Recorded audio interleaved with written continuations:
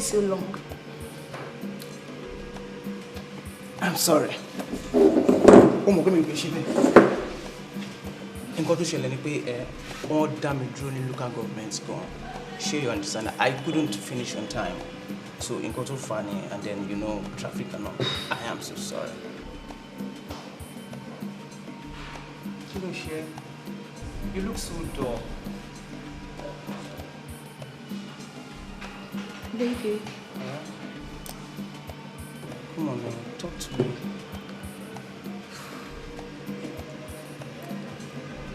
There is a problem. I know.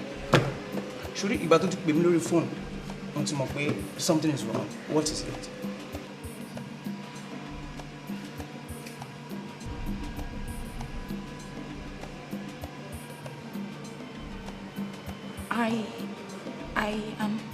I'm pregnant.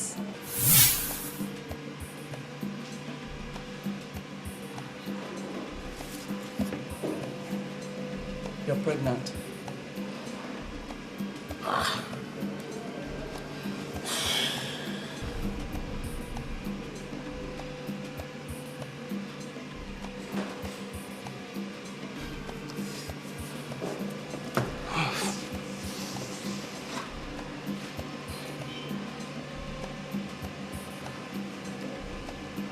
Baby, move up for my ballet.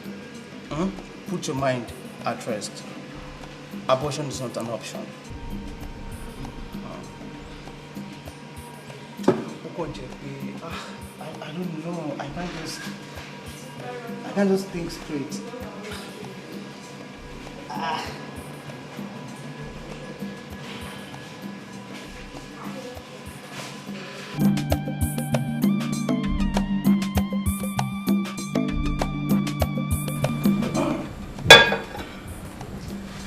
Daddy, yeah. I am so happy today.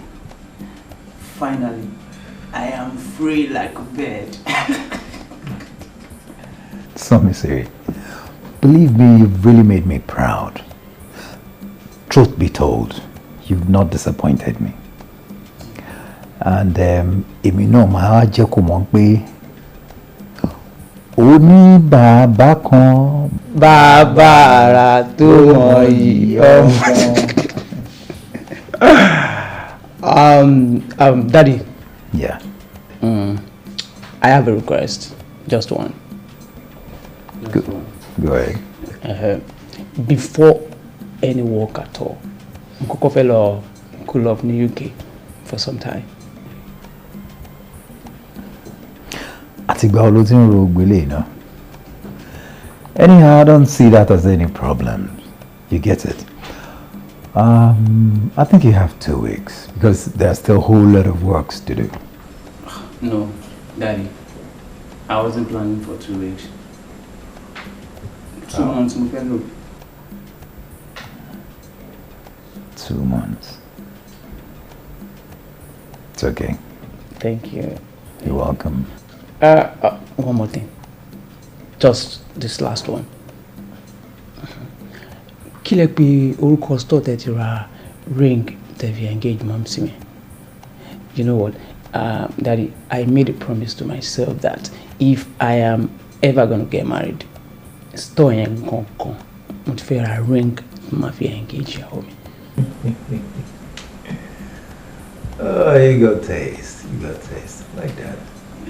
Wọ́n ní ọmọ ẹkùn náà ló máa jọ. But it's kind of bewildering. Ta lọmọ tó fẹ́ máa jẹ́ orúkọ wa yìí náà? Okay. Actually, anything more than any. Anything more money. So, Miss Siri, o mean pé ẹ ti ń ṣe oúnjẹ nínú ilé mi bí mo dẹ̀ gbóòórùn. Anyhow, I'm all ears. Daddy, Morenike. Morenike, that's a beautiful name. In fact, it's quite befitting for my son. Seriously. But Morenike, have I met her? Where's she from? You know? Daddy, Morenike Kononi, the same Morenike, you know.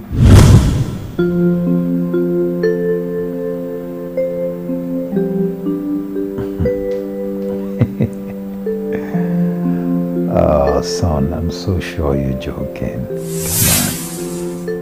Morenike? You mean Morenike Omo Okonlao? Yes, Daddy. Is anything wrong? Oh, there's a whole lot wrong with it. And son, believe me, if you meant that as a joke, right now it's a bad taste. Don't bring that up again. Because, read my lips. Co-po-sible. So don't ever bring it up again, okay? And like I just said, if that was a joke, believe me, don't ever bring it up again, because it just ruined my day.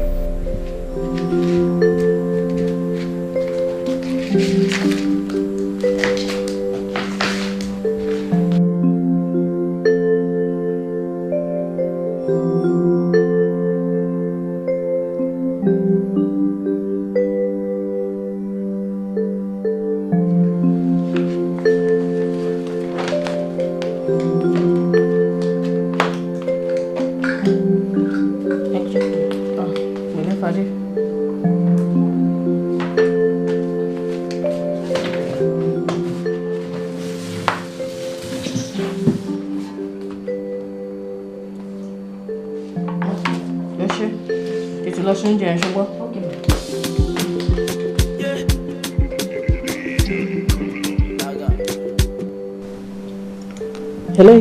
Janet, wọ́n ní tí ṣìgìdì bá fẹ́ tẹ̀, àní kan gbé òun lọ sódò bó ń fẹ́ wẹ̀. Jóná, kí ni fámìlì mi àti fámìlì ẹ̀ gan ní papọ̀? Mi ò sọ fún mi. Kí ni fámìlì mi àti ọ̀kan láwọn kí náà nípọ̀? Now, jẹ́ n sọ fún ẹ. Janet. Tell that your bastard daughter, I'm sounding this as the final and last warning. Tell your bastard daughter to stay away from my son. Jẹ́ n sọ fún ẹ o. ṣìgìdì tó bá ní ká láàrin máa wà. Epo orí ẹ̀ ó máa rìn ni. Don't mess with me, Janet. Do not mess with me. O mọ̀ mi.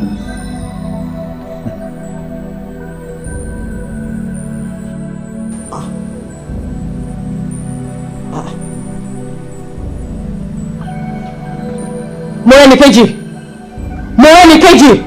Yes, mommy. Hi, mommy. Come over here. Come here. Come here, come here. Dúró. Kí ló wà láàrin wa àti Somisire? Mom, but why the look? Somisire? Yes, Somisire Kuti.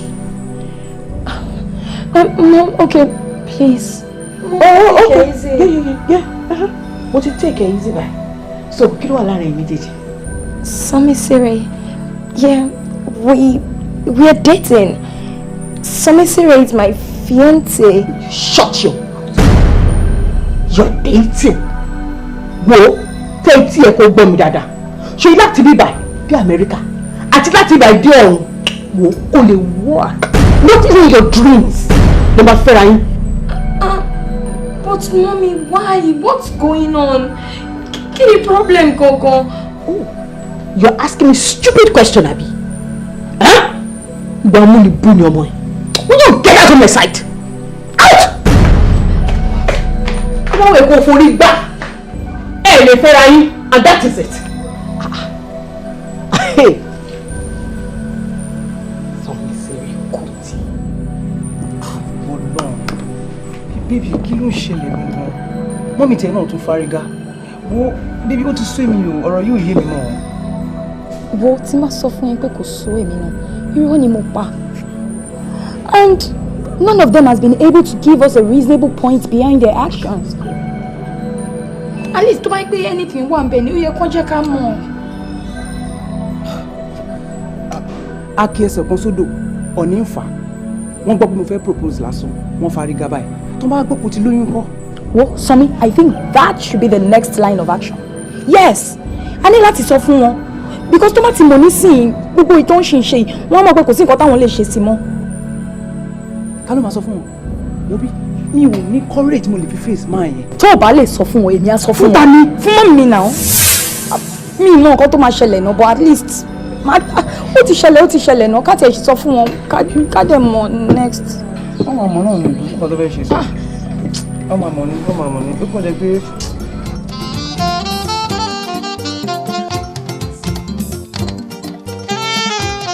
David, you know chess is a very simple game of 64 bosses and 32 pieces. When you know the game, it becomes very simple logic. Wow. I think given any position on the board, there are only few logical moves. Make your move, let me see.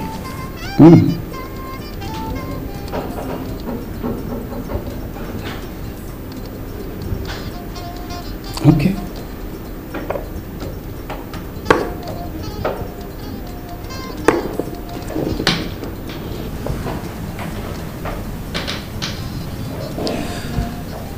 Like I said, when you understand this game, it becomes very, very predictable. You see, chess here is applicable to life. Watch this. Whoa. So, Shotiri, ìyẹn ló mú mi mọ̀ pé o lè sọ ní pàtó nǹkan tó máa ṣẹlẹ̀ tí ìwọ àti Mọ́rẹ́níkẹ́ tí ẹ bá fẹ́ra yín.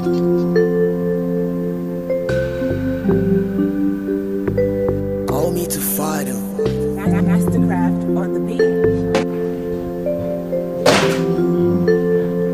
Hello?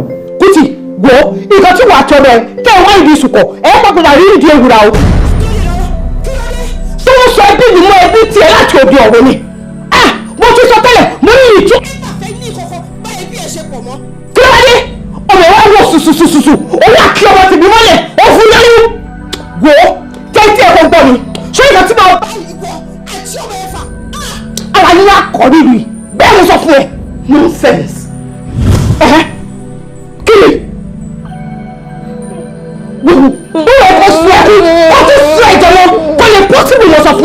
Nonsense.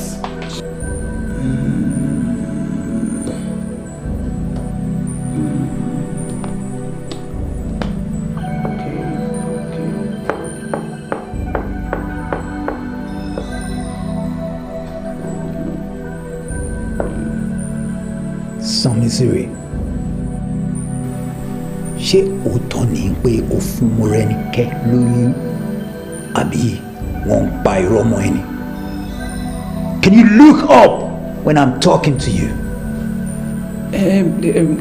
Daddy, really, tòótọ́ ni, ṣùgbọ́n Shut up there! You must be a bastard! In fact, mo rò pé mi ò bí ẹ lọ́mọ. Daddy, I really love her. I love her name. You must be raving mad! Are you insane?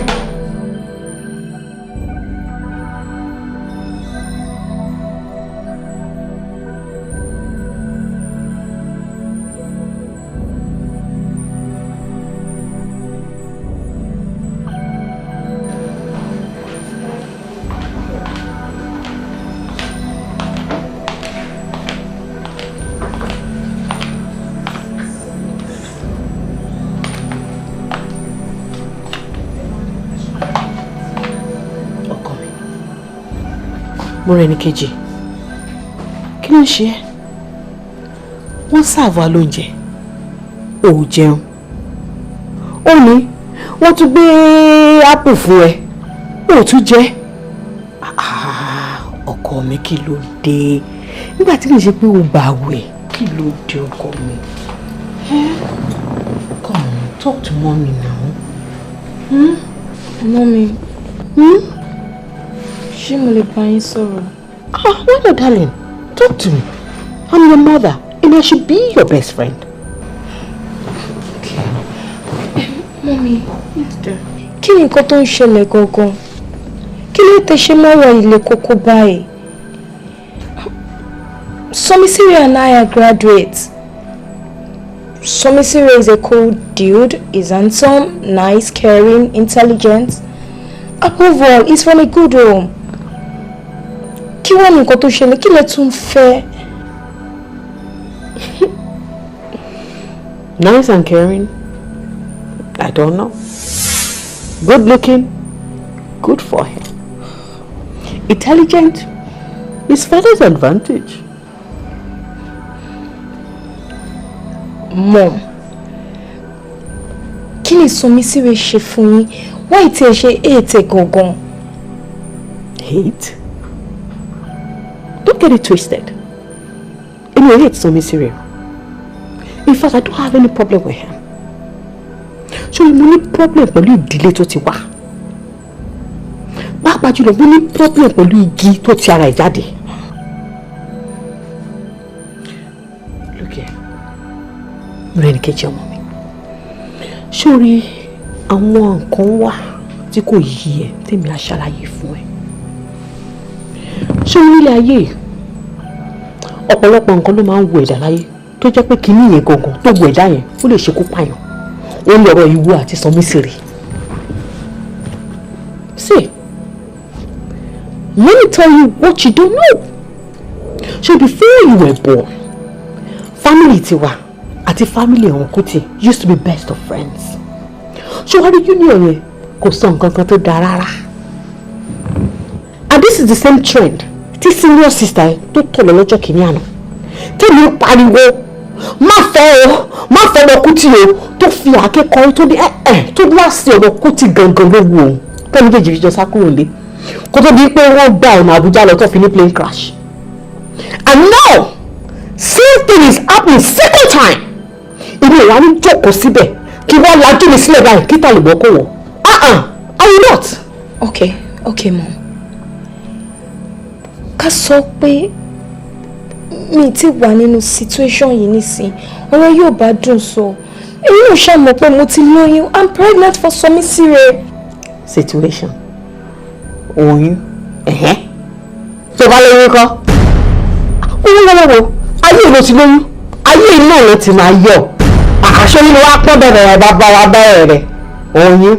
Wo ìgbésẹ̀ tí ayé tiẹ̀ ò ní bàjẹ́ tó ní bá ìtọ̀ lọ. Wà lóyún. Oyún is not hindrance.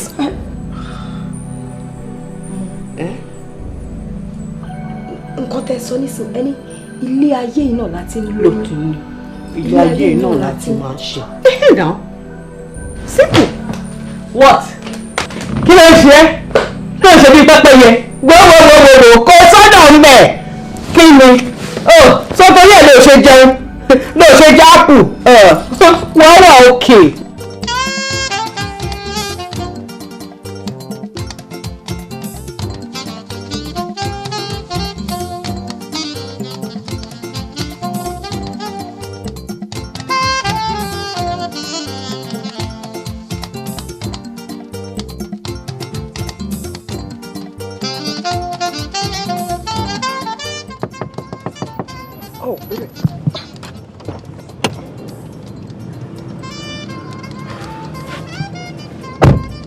Hi, baby.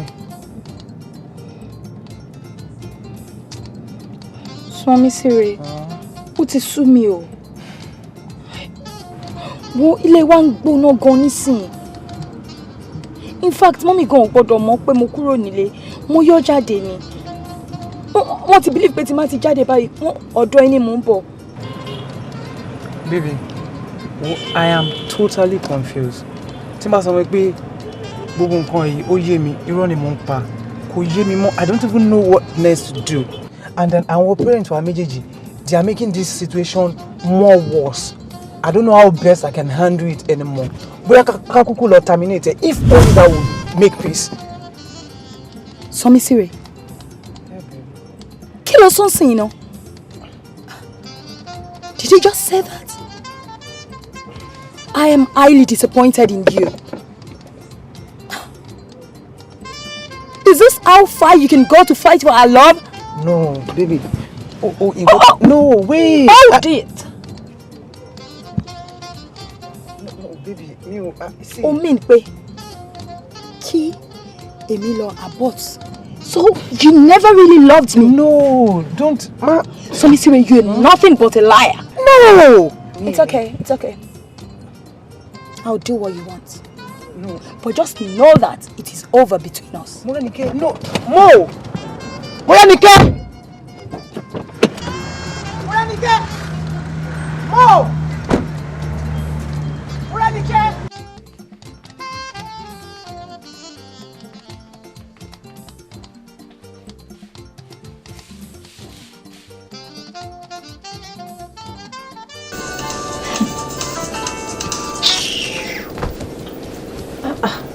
Morenike, Sumisire ló ń pè ẹ́ náà, ó dẹ̀ gbé kọ̀lẹ̀ tí ẹ bá sọ̀rọ̀ kó gbọ́n nǹkan tó fẹ́ sọ. Kí ló fẹ́ sọ? No, tell me. Kí ni apààyàn fẹ́ sọ? Apààyàn bíi ti báwo? Oh. So, ìwọ ò mọ̀ pé apààyàn ni. Ṣé Somisire ò kí ń ṣe apààyàn ló ní pé kí èmi lọ pa ọmọ inú mi kí n ṣẹ́ oyún? Morenike gbé kọ̀ yìí náà, má ṣe báyìí fún mi. No. That is the height. In fact, me ever mọ̀ pé èèyàn bẹ́ẹ̀ yẹn ni. Otherwise, kò sí nǹkan náà tí ó bá pè mí àti ẹ̀pọ̀. Àti Abama ti bá relationship at the level yìí now. Kò mean ẹ̀ bẹ́ẹ̀. Tí ẹ pick ẹ̀, tó bá pick ẹ̀, ó lè ti change mind ẹ̀ kẹ́ sort kíní how.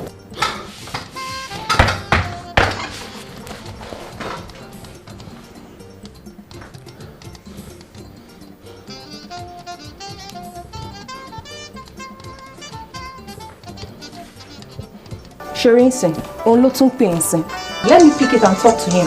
So I'll tell him. Jojo, wọ́n gbé fún mi jọ. Jẹ́ kí n bá sọ̀rọ̀, èmi àti Òṣàjà, ìwọ àti ẹ̀lẹ́ ń jà. Let me talk to him for you. Thank you. But this is a personal issue. So stay out of it. Oshegon. And by the way, tension mi ti rise gan. Joe, ṣó lè bá mi get a glass of water? Of course.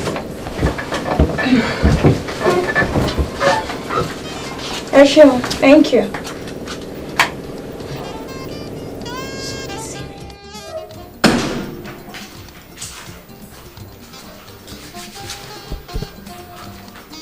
Somisire ọkọ mi.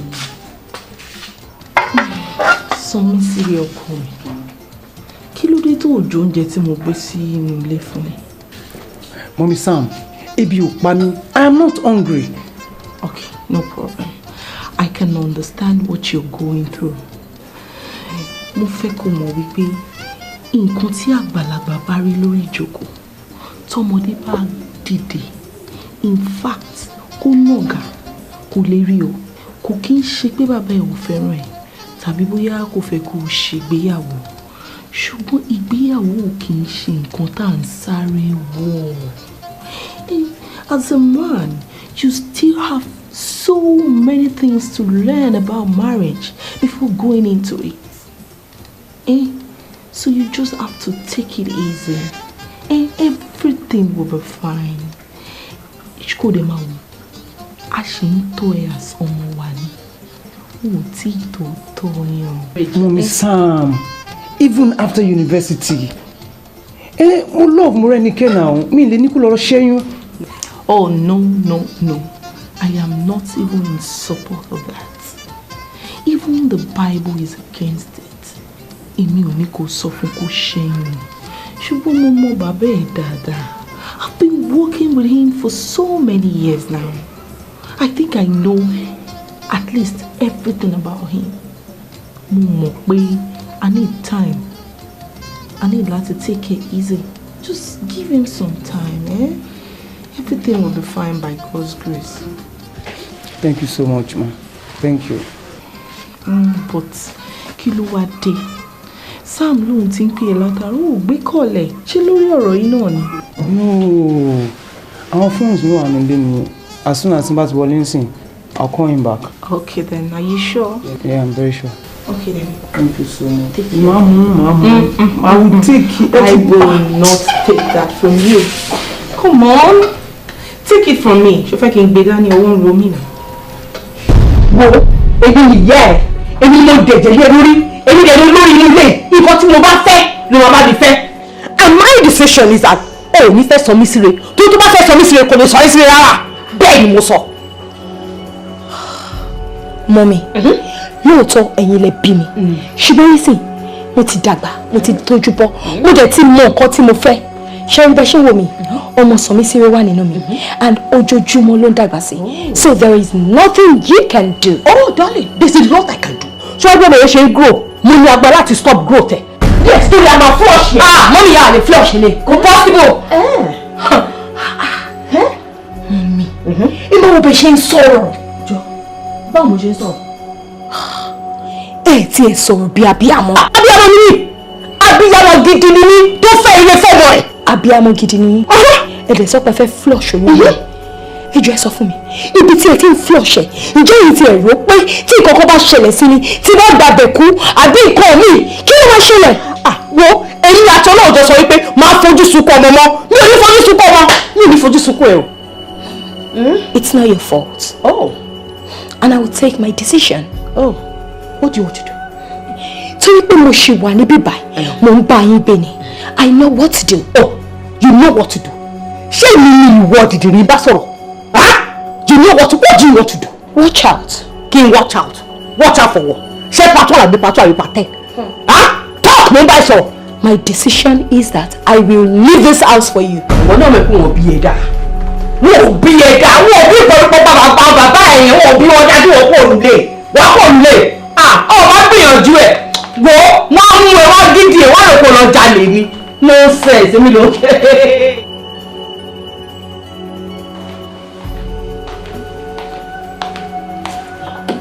Fadé, báwo ni? Mo wọ yàrá mo rẹ́ni kejì ńsìn mi ò rí ń bẹ̀. Ibo ló lọ? Mo mọ̀ mà. Torí mi náà ti check wọn lẹ́ẹ̀mejì mi dẹ̀ rí wọn. Mo dẹ̀ check gbogbo ní compound mi rí wọn bẹ̀. Smart girl. Ọmọ ọkọ ni. Ó wí bẹ́ẹ̀. Ó dẹ̀ ṣe bẹ́ẹ̀. Àmọ́ abèmí náà ń bẹ.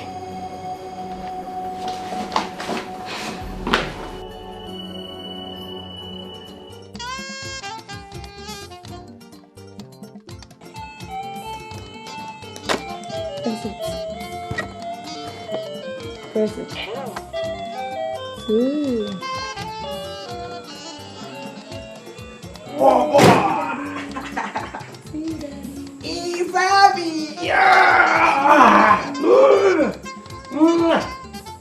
Kí ló ṣe fọ́mọ̀ mi? Gbọ̀ngàn bá mi ṣe rárá ẹ̀kan ṣàdédé kan tutù ṣáá. Bọ́bọ́, kí ni wọ́n mi ṣe wọ́n? No. Bọ́bọ́, bébì, jẹ́ kí n sáré lọ bẹ́ẹ̀. Jẹ́ kí n sáré tẹ̀sí ọ̀rọ̀. Má tún pẹ́ lé ni o. No, not today. Bó ṣe máa ń sọ every time náà nìyẹn. Serious alone, I mean my words. Go for me 2 hours, then I'll be back. So bóyá kí n kúkú dúró kó dé so that màá lè ṣe laundry. It's okay then, it's okay. Jẹ́ kí n tètè lọ. Bàbá! Ayọ̀ mọ́ mi lẹ́nu. Ṣùgbọ́n, all right then. All right, let's see you already. All right, darling, miss you too. Press it.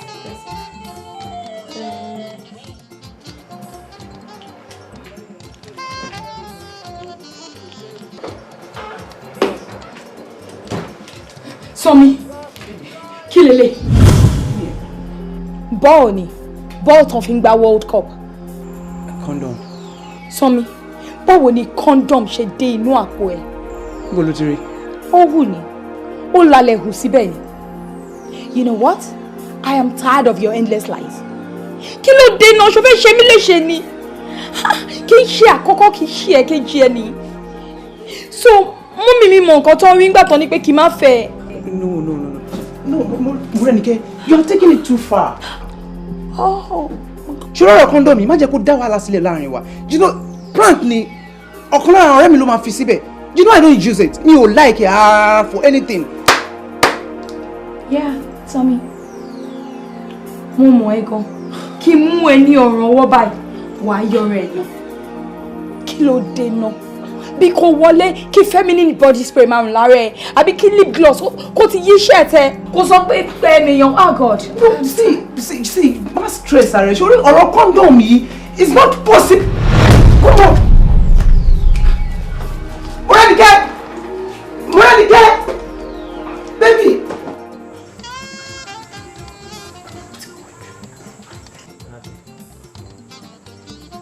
Okay, you don't want.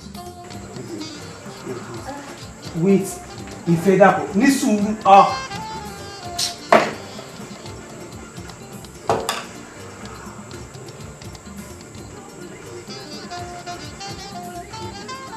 If I'm to choose, boy, I choose you. If I'm to lose, boy, I want to lose with you. Sticking to the light and let me see your face. See your face. I have gone through, boy, I cherish you. I will die for you. I'm in love with you, baby. Oh. In the night, I am down for you. Oh. Hey. Boy, talk to me, me, Ọlọ́run sọ̀rọ̀ mi dayọ̀ with you, Baba. All I see can find is in you. All I see can find is in you.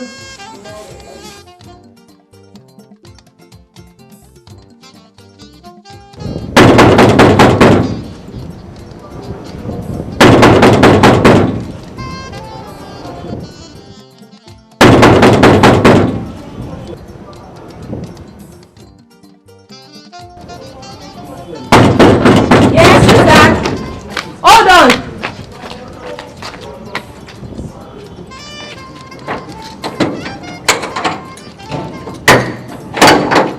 Seriously, what's up?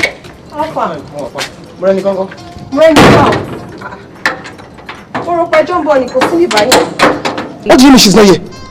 Kí ló mean? She's not here. Bobby, take this off for me. Ṣé ìwọ kọ́ ló ṣí gẹ̀ẹ́tì fún Morenike tó fi wọlé lánàá? Èmi. Ṣé ó béèrè ọmọ lọ́wọ́ ẹ̀ ó béèrè ibi tó gbé ọmọ sí? Mi she gets for anybody kò wá sí ní báyìí lánàá náà. What do you mean? Má jẹ́ kí n bínú sí ẹ o. She didn't come here. Wait, Momsi ńkọ́? Momsi is not around. She just left. She's not around. Yes. Tí mo bá find out pé gbogbo nǹkan tó ń sọ fún mi pé irọ́ ni, tí mo bá find out pé ìwọ àti Morenike ẹ̀ ń play pranks pẹ̀lú mi ni, má bá ìfọ̀ nǹkan tí ò ní láìkó. I am very very serious about this because ó gbọ́mọ sílẹ̀ fún mi láti alẹ́ àná mi ò mọ ibi tí ó wà. Mo wá dé business sọ fún mi pé kò sí nílé kò sí níbí báyìí. Tí mo bá find out pé òun bá mi play games ni. Kí ló ṣẹlẹ̀? What happened? Èmi àti ẹ̀ máa jà gidi ni o. Kí ló ṣẹlẹ̀? Sorry. Ṣé Jani?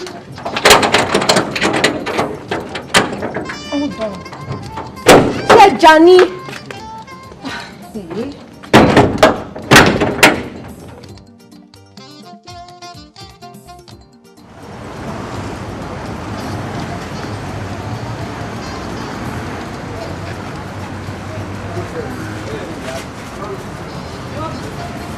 Jọ kí ni problem ẹ? Ṣé orí ẹ ò pé ni? Ó dẹ̀ dá mi jókòó síbí báyìí látàárọ̀ lórí pé kó ta epo fún mi. Ó rìnrìn olóṣì lọ́bẹ̀ yẹn tí mi ò mọ nǹkan tó lọ mú. Ó dá mi dúró síbí báyìí ṣé ọmọ bí tí mò ń lọ ni. Ẹ má bínú. Ọmọ ṣe jọjọ Ọlọ́run nọ́ọ̀sì tó fẹ́ fi ta epo fún mi. Ṣé òun ló lọ mú bẹ̀ yẹn ni tó ṣe dá mi dúró? Olórí ibùkún irú yín bẹ̀rẹ̀ ṣe wà. Ṣó lè jẹ́ fámìlì ẹ̀ ẹbí ẹ̀ òun ló dá bísíǹsì ilẹ̀ kó máa ṣe rádaràdá ń di ẹ̀. Tó bá yẹ máa Ọlọ́run ò gbé kọ́ ìbá Ọlọ́run ṣe máa gbé kọ́ ru yín. Ẹyẹ yàn rádaràdá yìí. Ẹ má bínú. Má bẹ̀ mí o, má bẹ̀ mí. Ẹ ṣí ẹ má bínú. Bá ti ṣòṣì náà máa pariwo má bínú olórí burúkú kiri lẹ̀. Báyọ̀ máa lẹ̀ ṣoríire bọ̀rọ̀ báyọ̀ lè fẹ́ ṣoríire. Tó bá ṣe handle life ẹni ẹlẹ́ni ló ṣe máa ń handle life ara ẹ. Kílò 5,000 ni kò tà sílẹ̀ fún mi. 5,000.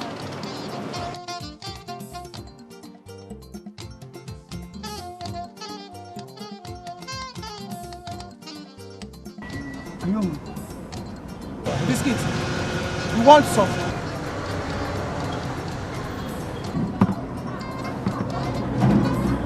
Tako pé o, mi ò gbọ́dọ̀ gbọ́ pé machine kú o. Torí bẹ́ẹ̀ lẹ́yìn náà ti ń yan gbogbo ilé ẹ̀fẹ́ ra pàdé ẹ̀fẹ́ Amẹ́ríkà ẹ̀fẹ́ ra gbogbo òṣì ọ̀ránù tẹ́ ń ṣe kiri. Àwọn oníṣẹ́ aṣẹ́wó yín. Ó lè yówó lára mi o. Tó bá yówó lára mi ìgbà tó yówó lára Ògún ni o.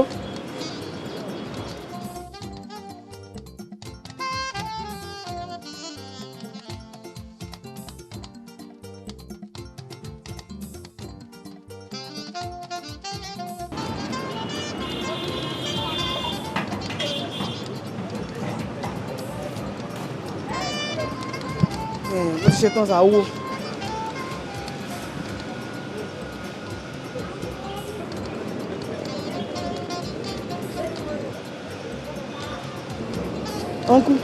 Uncle, ta ló lọ́mọ? Olórí burúkú ni ẹ o. Ṣọ́mọ tiẹ̀ sọnù ni. Ta ló lọ́mọ kẹgbẹ́nu dákẹ́? Ta ló ní ọmọ tẹ̀jíǹde? Ta ló lọ́mọ? Tani sọ fún mi, ṣọ́mọ ẹ sọnù ló ṣe ń yọjú wọnú mọ́tò mi ló ń béèrè lọ́mi pé ta ló lọ́mọ. Ẹni ọjọ́ ọmọdé ni ẹ fẹ́ ṣògùn fẹ́ ṣe fẹ́ rí ní owó yẹn àbí? Èmi mọ̀ bàtẹ́ débi tẹ̀ ń ṣe bí olórí burúkú tẹ̀ ń pariwo lé mi lórí tẹ̀ ń sọ̀rọ̀ sí mi bíbẹ̀ mi àti yín jẹgbẹ́ ẹ lè ró rárú mọ́tò yìí kò pọ́sibítù àìwó gbòǹgbò lẹ̀ ṣe olóṣì olè ní ẹ ti lọ́jọ́ mọ́ bí ẹ fẹ́ lọ fi ṣògùn wá bì ẹ bọ́lẹ̀ mo máa disgrace yín lé ní olè ní yín kálẹ̀ yín lẹ́kọ̀ọ́ tí ìyá yín kọ yín lé ẹ ní rírù mi ẹ máa sọ̀rọ̀ sí mi ẹni yà. Mẹ́ni dada wèrè lágbàtí. ẹ tó ṣì olè ẹ wò ó ti ní wèrè. Ilé làbọ̀ sí mi ó kó wèrè. Wàá ṣì padà àrò nílé ẹ̀ àrò.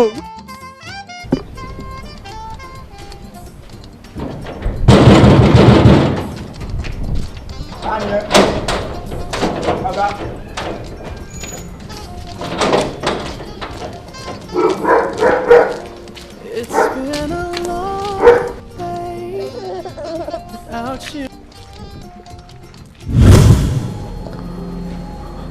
Hello, young man. Talk to your wife.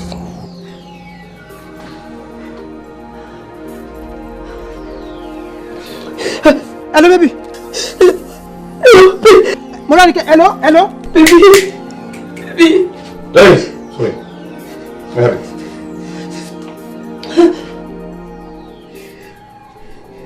Young man, I am a very pained person. Okay, sir.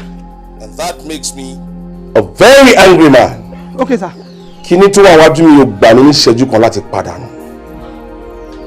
Therefore, if you want to see your wife again, listen and follow these instructions.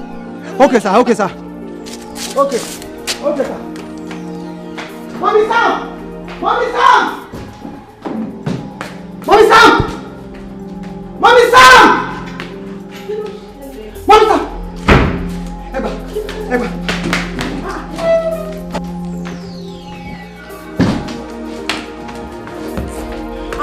What is wrong with you?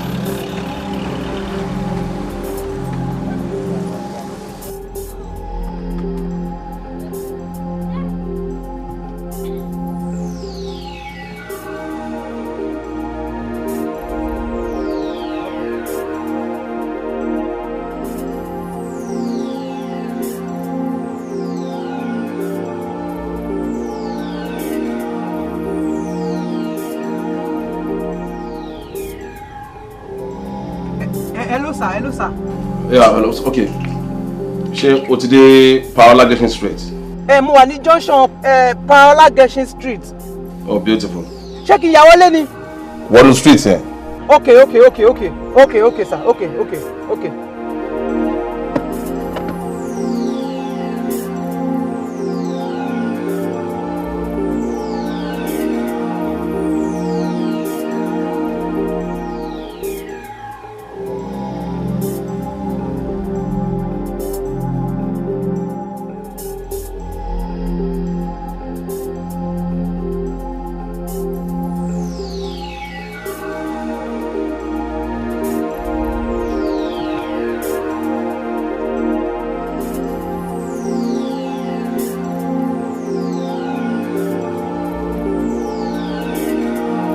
Hello, sir.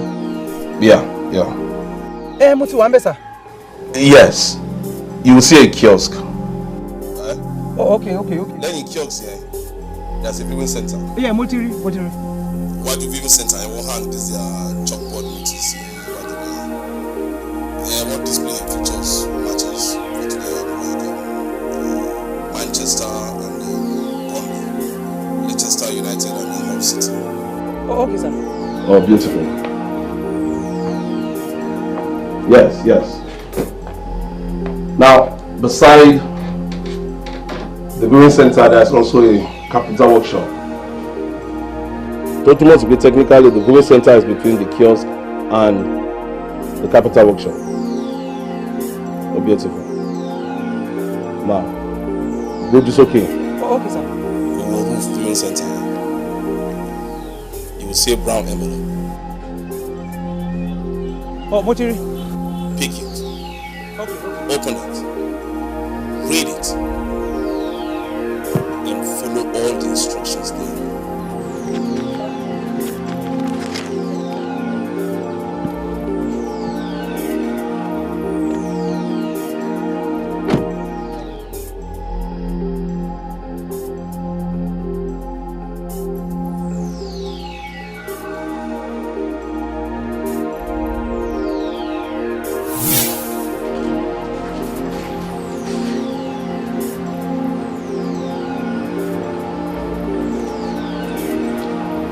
This question is not for me to answer. You go to your father and ask him who Kobe Williams is. Mommy Mo, Sherry, ọ̀rọ̀ yìí ò ṣọ̀rọ̀ eré o. This is not a joke. Ìyàwó mi wà lọ́dọ̀ máa yìí, mi dẹ̀ mọ̀ nǹkan tó lè ṣẹlẹ̀ sí. Young man, I said go to your father. I am serious. Orúkọ yín ló wà lórí ìwé yẹn, yín ni máa yín direct mi sí máa. Get out of my house. What's your name, Mao? Definitely, you're seriously insane. Now leave my compound. Get out of my compound now. And mind you, sọ fún bàbá ẹ àti ìwọ fún ara ẹ. Nǹkan kan gbọ́dọ̀ ṣe ọmọ mi o. Tí nǹkan kan bá ṣe ọmọ mi, I will deal with both of you ruthlessly.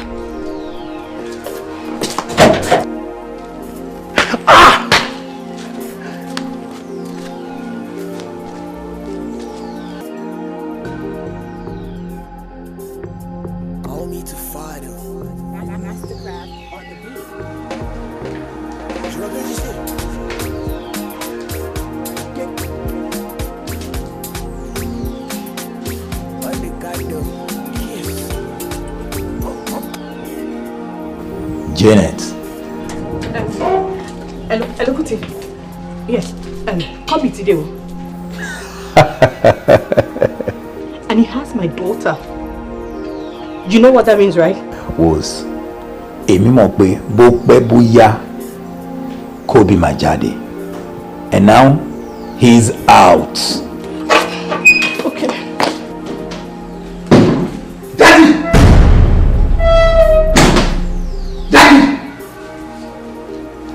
Yes. Tani Kobe Williams. Son, calm down. Daddy, don't tell me to calm down. Tani Kobe Williams. You need to calm down, son. Daddy, don't tell me to calm down. Because everybody calm down. That man has my wife. I know that Banikiri, láti àwọn ọmọ tí ń Banikiri, láti àwọn ọmọ tí ń fi mí play games, and I am tired. Now, you know what bẹ̀rẹ̀ sí gbami sí ayé big boy. Ṣé bẹ́ẹ̀ yà mí wọlé ni? Daddy, if you don't tell me all I need to know, má pa ẹni sí lọ́rùn. But listen, and listen good. Ìyàwó ẹ̀ tá ń sọ yìí, she's gonna walk in here láyé àtàlàáfíà. Gbogbo nǹkan tó ń ṣú òkùnkùn, ó máa tàn mọ́lẹ̀ sí.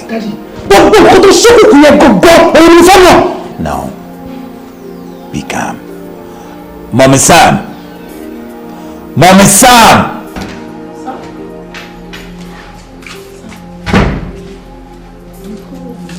Now, Mommy Sam, Mommy, I want to hear and talk to him. I'll do that now.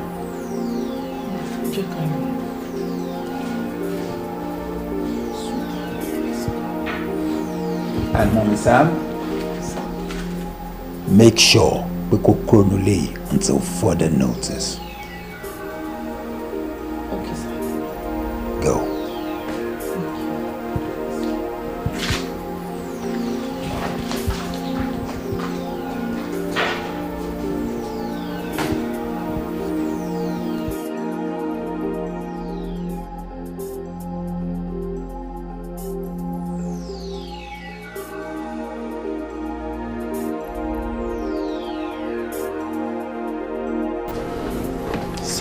Serene.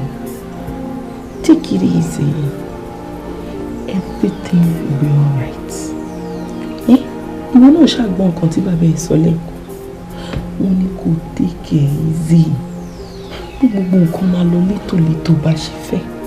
Ìyàwó yẹn padà wà nínú ilé láyọ̀ àtàlàáfíà. But come to think of it, kò dáa bó ṣe bá bàbá ẹ̀ sọ̀rọ̀ lẹ́kọ̀ọ́.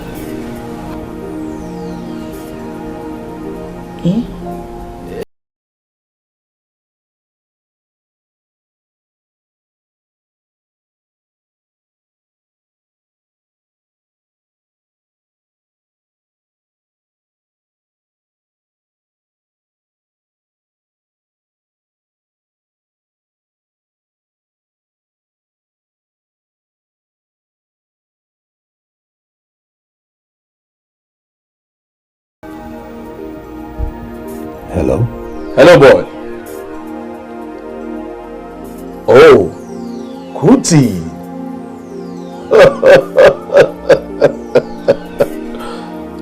Ìyẹn ni pé mo ṣì máa padà gbóhùn ẹ̀. It's a small world, eh? Anyway, Solomon tó wà ń bí ní ìbá ní business kankan. Ẹ̀yin ni mo bá ní business. And now that I have your attention, o mọ nǹkan tó wà láàrin wa. Yes.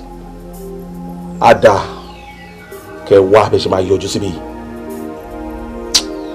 Kuti. Ada kẹ wá bẹ ṣe máa yọjú síbí. Tẹ́ bá ti yọjú síbí, I will release the girl. Kuti, remember, I am not a patient man, and I am losing it.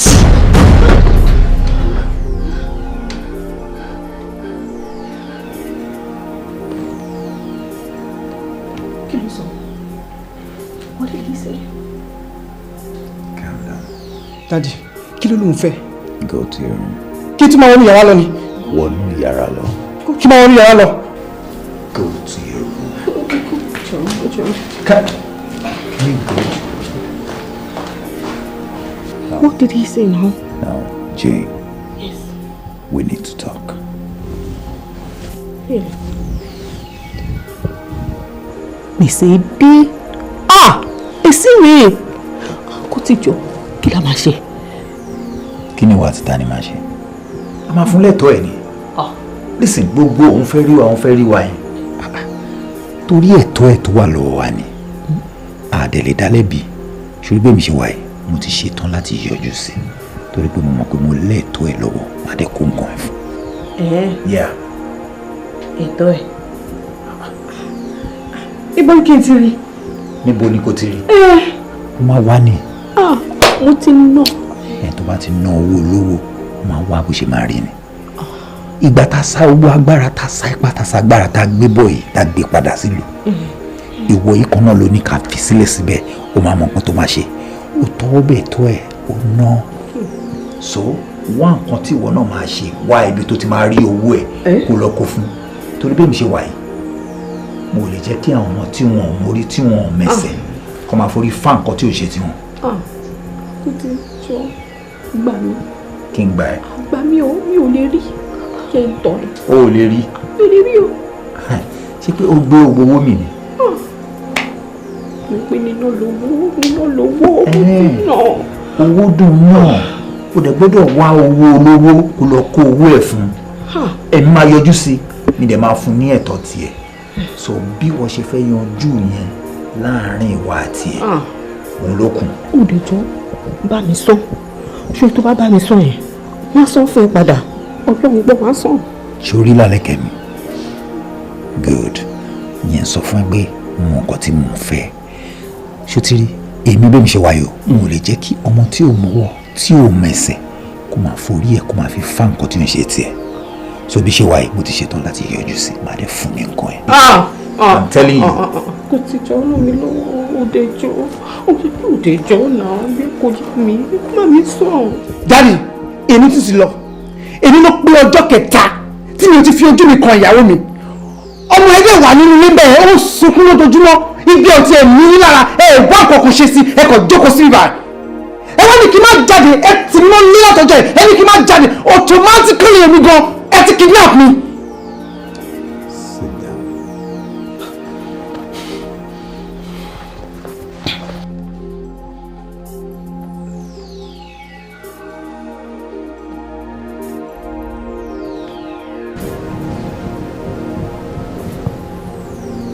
Jẹ́ ń sọ ìtàn kékeré kan fún ẹ.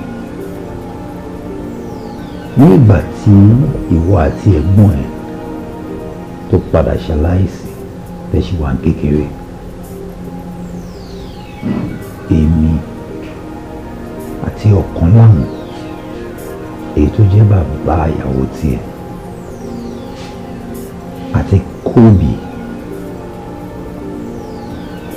èyí tó gbé ìyàwó tiẹ̀ pamọ́ lọ́wọ́ báyìí. We were dealing on hard drugs. Èyí táwọn èèyàn mọ̀ gẹ́gẹ́ bí oògùn owó. À ń tà níbí àti ní òkè òkun. Gbogbo eléyìí kí ayé bá lè dẹrùn fún wa àti fún èèyàn ọmọ wa.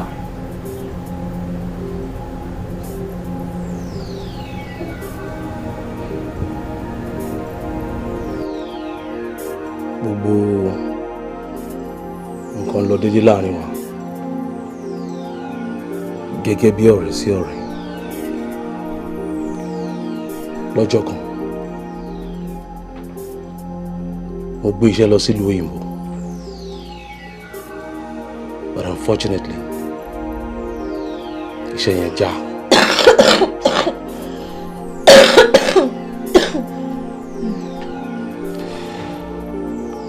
Àwọn ọlọ́pàá ìlú òyìnbó wọ́n mú mi sílẹ̀ lọ́hùn, wọ́n sọ mí sínú ẹ̀wọ̀n wọn.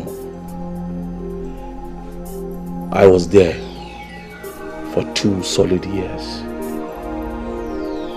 Ọdún méjì gbáko ni mo lò lẹ́wọ̀n lọ.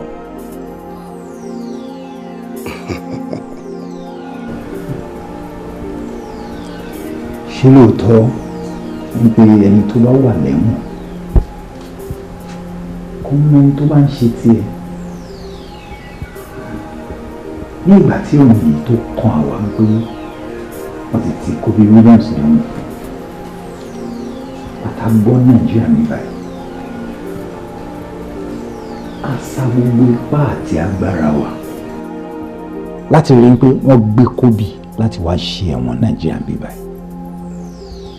Ṣé dẹ̀ mọ nǹkan tó mú wa ṣe gbogbo yẹn?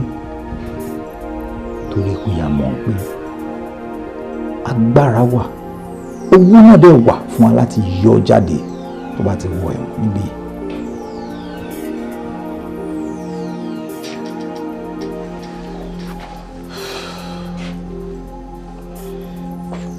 Ní kété tí mo padà dé Nàìjíríà,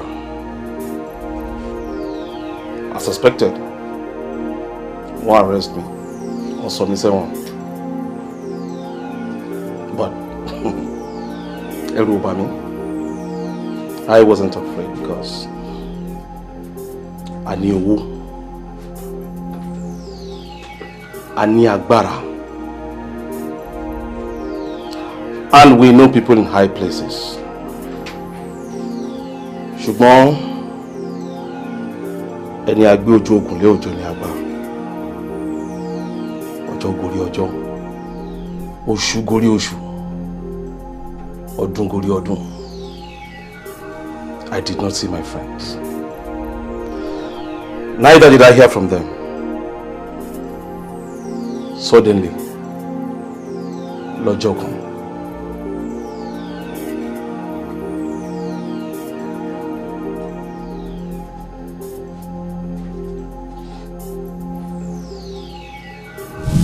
ẹ kú jókòó. Àwọn ni ọba.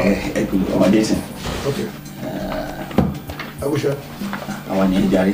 Ṣiṣẹ́ kankan bí. Kò síṣẹ́ kankan tá a ṣe bí. Bàbá. Bàbá. Aláyélúwà gbogbo lẹ́yìn. Báwo ni dé yín? Ṣé wà okay? I'm fine. Àdó mi ò kí ń láìtẹ́ ẹ̀ bá ti rẹ́rìn-ín bẹ̀rẹ̀ ọ̀rọ̀ mi ò láìkẹ́. Ẹjọ́ ẹ má bínú.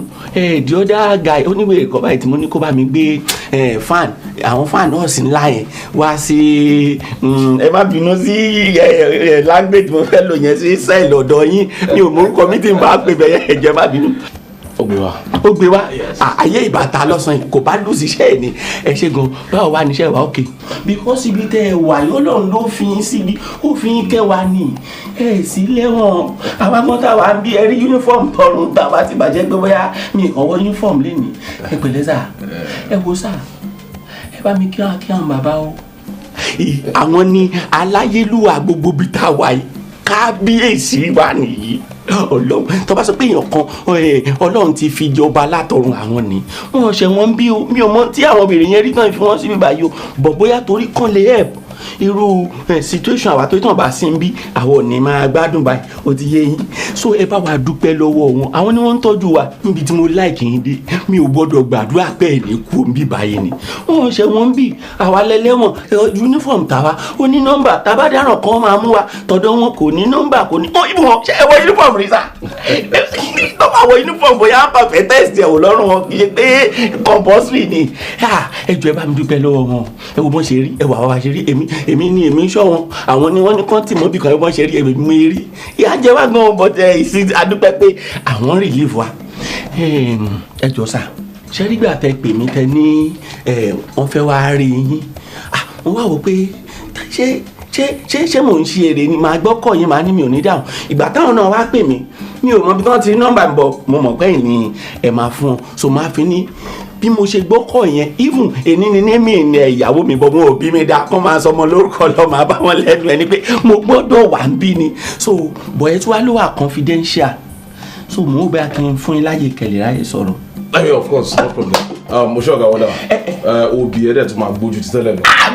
I promise you. Ẹjọ́ tí bẹ́yàn bá wà convenient ẹ wá jókòó báyìí kẹlẹ̀ rest ọwọ́ yẹn ẹjọ́ ṣe é gẹ́tẹ̀. I'm just fine. Okay sir, okay. Ẹ feel free o máa ní kó bá yín gẹ̀ẹ́tì àwọn nǹkan tẹ máa mú sìn. No problem.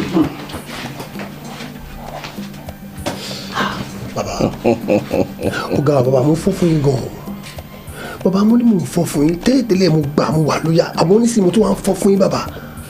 Principal. Bàbá ọ̀gá wẹ́dà sọ fún yín pé ó jẹ́ kó òun gbàṣọ tẹ̀yìn wọ̀ kẹ́yìn wọ̀ tó wọn bàbá ọmọ ní kí ló ṣẹlẹ̀. Principal, that is the power of money. Yes. Bàbá ṣe mọ́ tó ṣẹlẹ̀. Okay, so kí ló ṣẹlẹ̀ tó fi ní wà urgent go very well. Bàbá wọn ní kí wàá pa yín ni o wọ́n ní kí wàá pa yín ni bàbá ṣé wàá dẹ́pọ̀ ṣàṣàmẹ́ǹtì ṣẹ́yìn lélẹ̀ wọ́n ní kí wọ́n wá sí prisoner ṣe àlẹ́ easy fún mi costume bá wá sí prisoner kò ní easy fún mi ó máa ń ṣàmì lẹ́nu bọ́yìn bá mi sọ gbọ́rọ̀ ẹ̀ máa pè mí láti wá fi tó ilé ti pé kí ni nǹkan tó ṣẹlẹ̀ gangan torí pé ẹ̀dí òkè ń jẹ́ fún ara wọn bàbá. Principal, that's all right. Ta ló gbéṣẹ́ yẹn fún ẹ? Ọ̀kan láwọn. Ọ̀kan láwọn.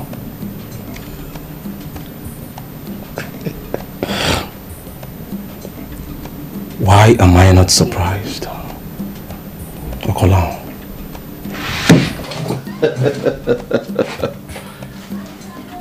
Ọ̀kan láwọn. Principal,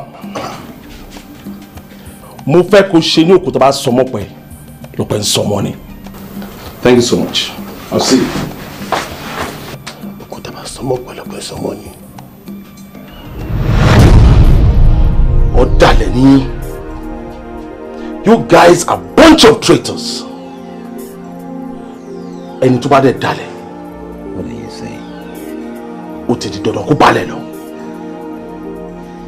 Ẹ̀gbọ́n náà, mo rò pé yíyọ tí wàá yọ mí nínú ẹ̀wọ̀n nílùú òyìnbó. Mo rò pé nífẹ̀ẹ́ ni mi. I thought you guys actually cared for me. Àṣé irin kárí ilé wa jọba lè ṣe fún mi.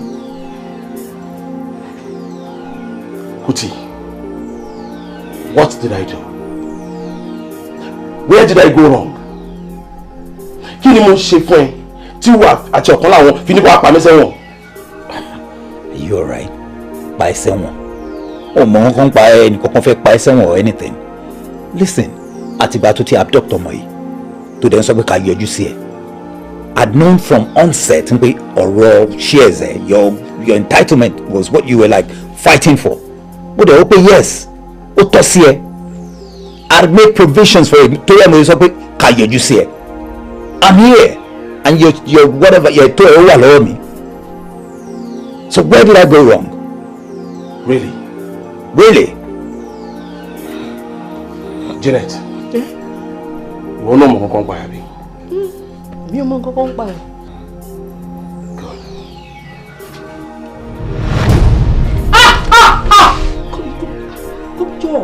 Jọ, má ṣe bẹ́ẹ̀. Èmi mo wà ń di ẹ̀. Èmi ni.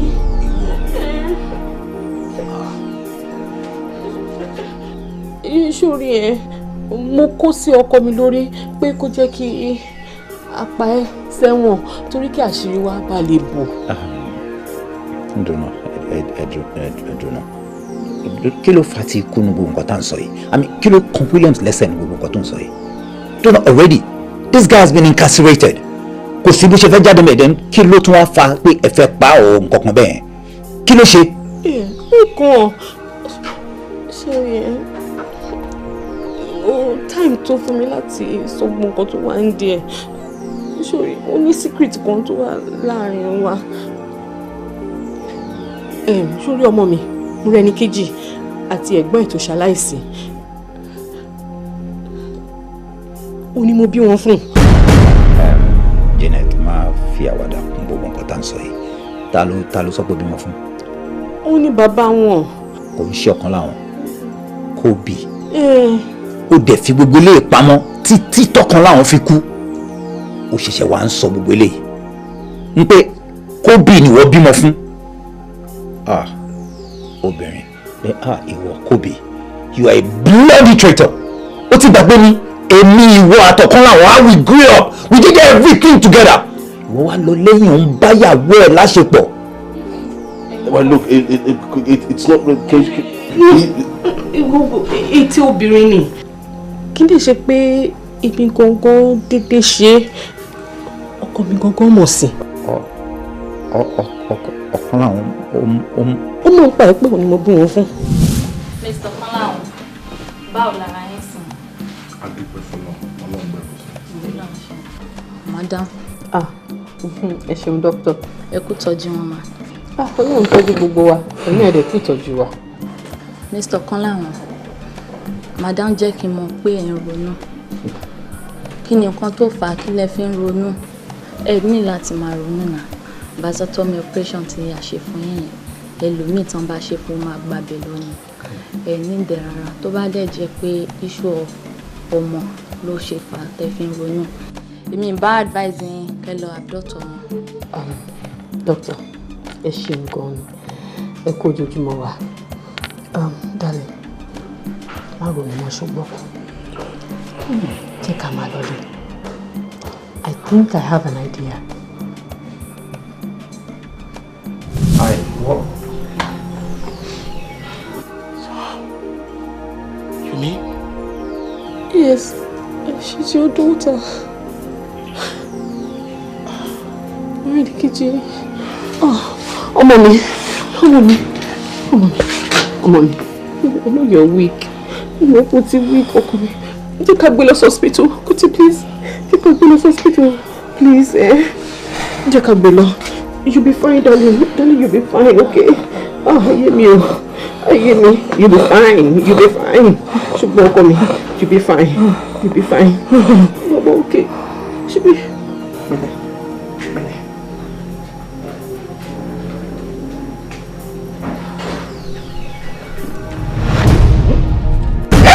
Mọ́rẹ́níkejì.